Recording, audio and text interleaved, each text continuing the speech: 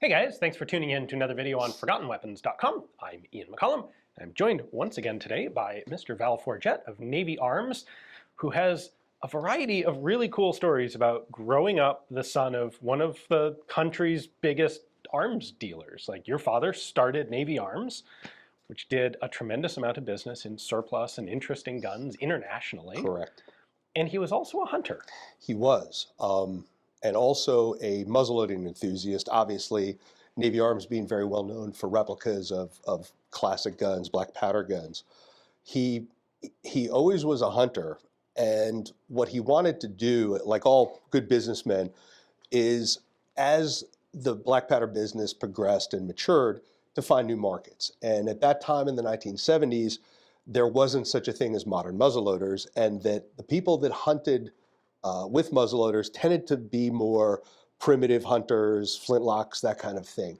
Well, what my father wanted to do is prove that traditional sidelock percussion muzzleloaders could be every bit as effective as their modern guns. So to do that, of course, he wound up going to Africa, and not just to shoot plains game, but to shoot the African Big Five, the 5 most dangerous animals there. And of course, he decided to do it with a muzzleloader. So That's a bold move, Cotton. it was. And at the time, I remember him telling me, this would have been 1973, 74, and they wouldn't even let him go out until he proved that it could kill something. And he wound up, no, he shot a hippopotamus, and so for the village. And then they decided, okay, that was all right. But yes, clearly there needed to be some ballistics testing, that kind of thing. And what he ended up doing is he chose a 58 caliber, of course. Okay. But he developed a mold, which we left on the table. Of course, so we'll take this out in post. Yeah. So he developed a mold that was a 610 grain flat nose, and Lord. Yeah, you'll have to do the B-roll, Yeah. but you can see it's basically a solid chunk of lead. Yeah. And then his trick was he used triple F powder in a 26-inch barrel, which this is one of the guns he used. This is a double barrel Hunter in 58 caliber, but he used 190 grains of triple F, and it wound up being the equivalent muzzle energy of a 416 Rigby. So it certainly was strong enough Boing. to, yes, exactly. And I mean, you feel that Lord. gun. That gun's about 16 pounds. That's giant. You look at this, and what your mind says is coach gun. Because this looks like a double-barreled hammered coach gun. Correct. But no, these barrels are substantially thicker. Correct. And it is a lot chunkier. Correctly. Yeah. So Okay. All right. so he had this gun as well as a modification to be what he called the Buffalo Hunter.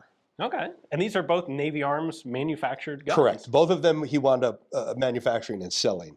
And he carried this one over his shoulder and then had a gun bearer carry the other one. Okay. And he took 2 elephant. So remind us, for those who don't know, what are the Big Five? So it's elephant, rhino, buffalo, Cape buffalo, leopard, and lion. Okay. And they're all interesting stories, but to me, the most interesting is probably his elephant. And he was hunting in the Selous in Tanzania during what was called the rut, which is where it was mating season.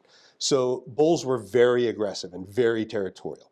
So to hunt elephants are basically blind, but obviously they have a phenomenal scent. So there's a type of wood in Africa called mapani, and it burns down to almost like talcum powder.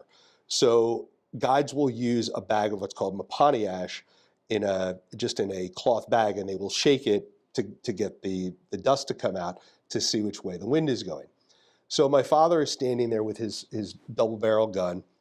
His professional hunter, he said, was like right out of a movie. He looked like David Niven. He had the khaki shorts and the knee socks and the handlebar mustache, smoking Peter Stuyvesant's.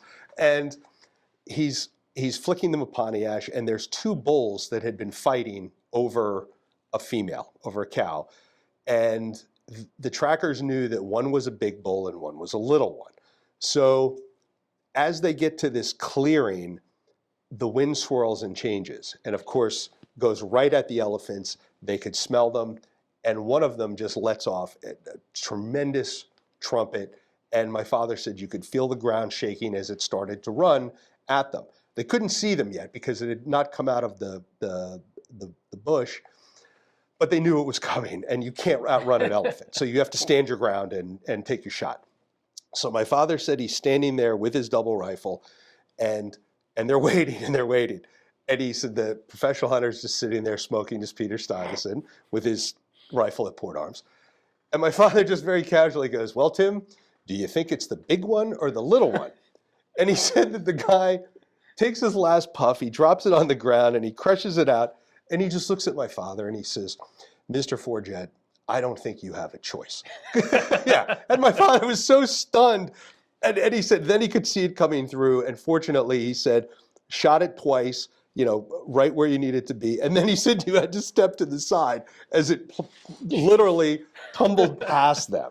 Wow. But he said just the guy was so calm, and of course, my father outside is calm, but how would you not be? Oh, I can't even imagine. Like, exercised, yes, yeah, exercised. yeah. So, that is one of them. The other was his leopard.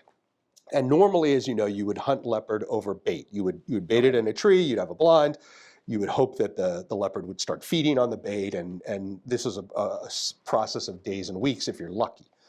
So my father said it was the second day of the first safari he'd ever been on.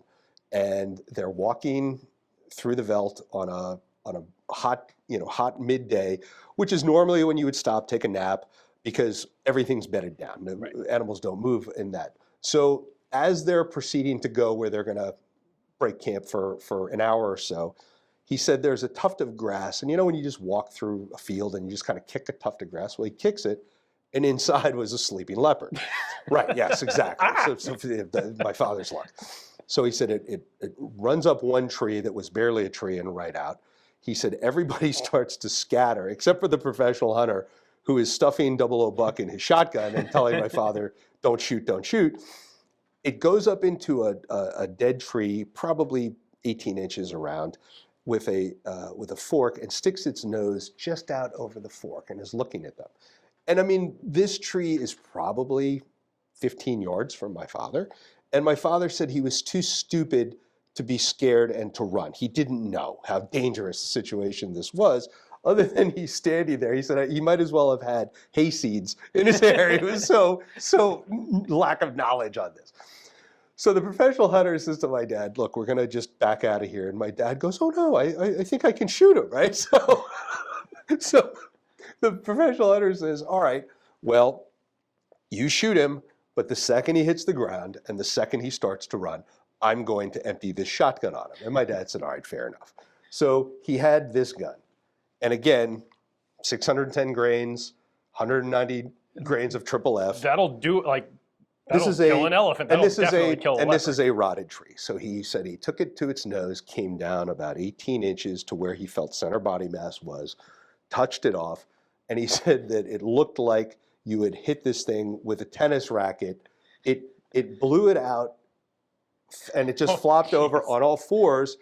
And he said his entire chest cavity was just covered in bark, and the hole was this big in him by the time it got to him. And he said the professional hunter goes over, touches its eye, finds it's dead, and looks at my dad and goes, I thought you were going to try to shoot it in the nose. And my dad goes, after all of this lunacy by my father, he says, oh, what do you think, I'm stupid? So that's how he got very lucky on two animals that he wound up. I was only with my father on his last one, on his rhinoceros. And I remember what he said to me. I backed him up with a 4.58 double. And as we are heading out of camp that morning to begin the hunt, I remember my father sitting there and he's sipping coffee, just looking at the distance. And he finally nods and he looks at me and he goes, 11 inches. And I said, what's 11 inches? He goes, that rhino's horn needs to be 11 inches into my body before you shoot it. If I have to. He goes, I'm old. He goes, this is it. Don't screw up my record, right? to get the big five. And of course, naturally, my father, perfect two shots, wham, wham, side in the head, and it was over.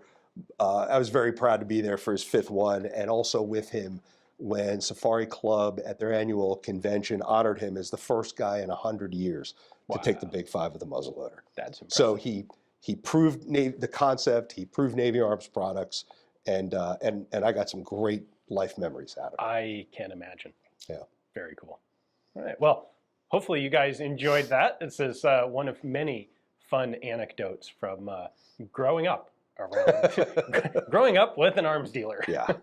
So, thanks for joining us. Thanks for sharing. Pleasure always. Thanks for watching. Thank you.